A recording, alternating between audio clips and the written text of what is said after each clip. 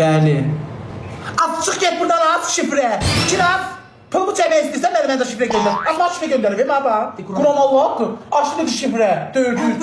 Bu. Kim göndərir onuma? Allah'ın dostu. Başım burasını taravar be.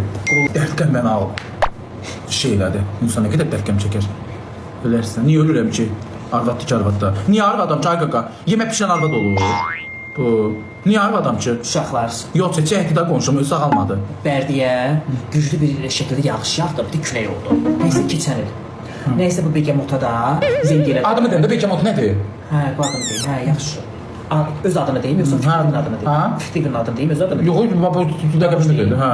Hə, bu babuş iskiyə şeylədilər, zəng elədilər, açmayıb. Dedilər ki, bəs şeydir, babuş iskiyə zəng eləyirik, açmır, yaşayır mı, sağdır mı?